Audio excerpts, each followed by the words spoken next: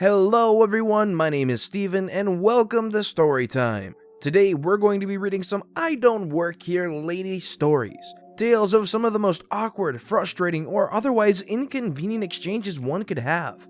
And let me just say, if you're not already subscribed to Storytime, please consider doing so, but with that being said, let's sit back, relax, and listen to some captivating Reddit stories. As the next door neighbor, I must clearly be the landlord. My neighbors were moving out of the house they had been renting next to me for the last 2 years, and while I was sad to see them go, I completely understood that they were fed up with the condition of the house and the landlord's dismissiveness to their complaints. They took on far more home improvement and maintenance than they should have been responsible for, some of which I helped them with as we were all friends. After they had vacated and the house was on the market, I was bombarded with all manners of questions from potential buyers and realtors whenever I was outside. Usually in the vein of, how recently was the roof replaced, and questions about flooding. Mostly I was able to answer and did so pleasantly. Mostly. This one realtor, I'll call him Ted because he looked like Ted Danson from The Good Place. Anyway, Ted catches me going out to check my mail one afternoon after a long night of taste testing my bourbon to make sure it was still good. Ted darts across the lawn to me and starts firing off some pretty rude questions. Why didn't the previous tenants take care of this place? It's a real dump inside. Were they crackheads? Who installed that washing machine? Why did they leave it so dirty? Okay, Ted, because I really needed this right now. But again, always try to be polite. I tell Ted that as far as I knew, no, the previous neighbors weren't crackheads, and they actually put in more than their fair share of the upkeep. Apparently, that was not sufficient for mighty Ted. Well, what about the washing machine? And the track lighting? Was that done by a professional? At this point, I'm getting pretty close to being done with this whole affair. I don't know, Ted. I've been living in this house over here, not the one you're trying to sell. But surely you would know something about that. No, dude, I'm not the landlord or the owner of that property, so yeah. Well, did you at least see some contractors over here doing any work? Me having completely lost it with this clown? Are we done? Can I go back inside my house now? I don't know.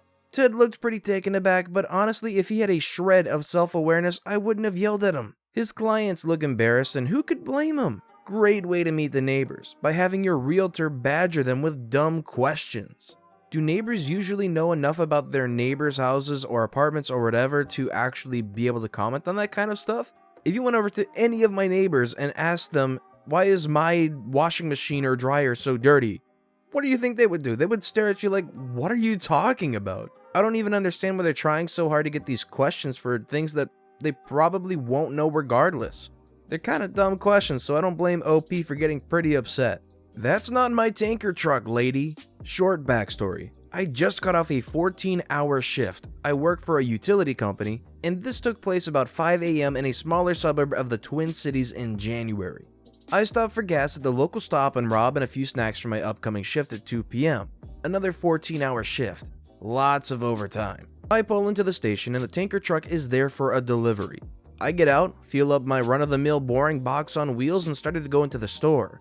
About 5 feet from the entrance, I hear a slight squealing of tires and watched a monstrosity of an SUV, Lincoln Navigator I think, roar around the tanker and parked about 1 foot behind it. I was already beat tired and didn't really think anything of it since people do drive a little nuts around here. I'm in the store looking at what kind of garbage I can eat for the day and maybe a couple energy drinks for later that night. This is when the fun begins. Me, CL Crazy Lady, SD Sheriff's Deputy. Hey you, hey. I turn my head to look at a lady staring right at me. You need to move your truck. Me with a puzzled look on my face. Yes, I'm talking to you. You need to move your truck now. Me pointing to the salt-crusted SUV at pump number 5. You mean that car? No, the tanker truck. It's blocking the tire pump. My tire light is on and I need to fill it up now. I'm in a big hurry. Funny thing is those tire fillers have about a 20-foot retractable hose on them. That's not my semi. I just watched you walk inside 30 seconds ago. That's not my truck. Now I'm beginning to wonder why she thought I was the truck driver. We probably have on the same high-vis yellow coats with silver reflective stripes. That's just as common as blaze orange during deer season. That's not my truck. I don't work here, and get the heck away from me. At this point, one of the local sheriff deputies walks in right before I say get the heck away from me. I see them here quite a bit in the morning to get coffee. Sheriff's deputy walks over and asks, "Is there a problem here?" This guy needs to move his truck. It's blocking the tire pump. I'm in a big hurry and one of my tires is low. Me to the sheriff's deputy. My car is over there on pump number 5, and I don't know why this lady thinks I'm the semi-driver. At this point, I'm wondering where the driver is, either in the back office doing paperwork or destroying one of the toilets in the restroom. Sheriff's deputy to crazy lady. "Okay, show me what you're talking about." They both go outside and walk to the back of the tanker truck. I pay for gas and my snacks, and here comes the truck driver out of the restroom. It's probably going to need a power washing. As I'm walking out to my car, I see the deputy pointing to the back of her car, and they were talking about something. I couldn't hear them. Sheriff's deputy and crazy lady walk back inside the store just as the truck driver was walking out. Yep, he was wearing a similar high-vis coat. I put the snacks in my car, and now curiosity has struck me. I walk over to crazy lady's SUV and saw it has whiskey plates on them. Maybe it's her husband's, don't know. Then I saw it. I couldn't believe my eyes. The freaking license plate showed October 2018. They were 14 months expired. I got a good laugh from that, and I hope crazy lady got a ticket for expired tabs. I went home and got some rest. I'm kind of wondering what would happen if the sheriff's deputy didn't walk in and they had to handle it between those two. Would OP at some point have just ignored her and just kind of went around her getting the snacks and stuff? That's probably what I would want to try to do, since I'm there for a reason to get the snacks and get home. This lady was out there. I'm not a cop, lady. This was an incident well over a decade ago. At the time, I was the supervisor for a state park. It was a Monday morning and I was getting ready to head into town to deposit the weekend's receipts when my assistant told me that our work truck, a 9-year-old beat-up rust bucket of a pickup truck, was almost out of gas. I normally took my own car for the bank run, but took the truck instead so I could refuel it. After finishing the banking, I stopped at a convenience store to fill up the truck and to pick up some snacks, figuring to kill 2 birds with 1 stone. Now, I was in uniform, but it was the sort that's rather standard to parks. Khaki shirt, dark pants, department patches, and I had a badge and my nameplate. I wasn't a police officer, our uniforms did not look like any police uniform in the state, and my authority was strictly limited to the parks. Right after I entered the store, I heard an "excuse me" from behind me. I turned around and there she was, a Karen. "Yes, ma'am," I replied. She started on a rant about her neighbors feeding the bears, and one bear had destroyed her bird feeder. It wasn't my problem. I said, "I'm sorry to hear that, you should call the game warden." She replied, "No, you're a cop, you need to go over there and talk to them right now." I tried again to get through. "Ma'am, I'm a park supervisor, not a game warden. You need to contact the game wardens. I can give you their number if you want." It didn't sink in.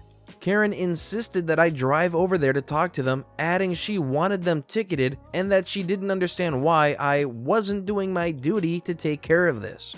This from a woman who saw me get out of a battered pickup truck with a Parks Department logo and my uniform patches and nameplate clearly say I worked for the Parks Department. My patience was at an end. "Lady, one more time, I am not a police officer. I have no authority to talk to your neighbors, and I've told you who you need to call. Please let me finish my shopping and get back to my park." With that, I walked away from her, grabbed some snacks, paid for them, and left, all the while listening to her complaining to other customers about the lazy cops in this area who won't do their job. I just shook my head about it on the way back to the park. The next weekend, the game warden for the area stopped by to see how things were going and to check people's fishing licenses. I told him about my run-in with the Karen, and he said, "Oh, so you're the lazy cop she was complaining about?" "Yeah, she called," and told me what happened. It turned out that her neighbors were people who rented that place for a week and were now gone. He had to talk with the rental owner about it. But Karen had a virtual bear buffet in her yard. Multiple bird feeders, a couple of large bags of birdseed on her back porch, and a deer feeding station she'd set up because, as she told the warden, she liked to see the deer. Karen got tickets for bear baiting and illegal feeding of wildlife, and almost talked herself into a couple of others by ranting at the warden about those tickets. We had a pretty good laugh over that. I think that Karen probably got off a little easy. I don't know a whole lot about game wardens, but usually what I've heard is they're not somebody that gives you much slack. They don't have a whole lot of tolerance for ignorant people, so I think Karen actually got off pretty easy considering all the offenses she racked up. Baggy jeans and a hoodie probably means I'm not a stripper on shift. I'm a bartender, and after work we sometimes go to the strippers for a few drinks as it's the only place that's open. It had been a crazy night and I definitely smelt like a brewery. Sat down, got our drinks, and my buddy went to the washroom. A couple seconds later, a man came up to me and asked how much for a private dance. I looked at him, down at myself in my jeans and hoodie, and back at him.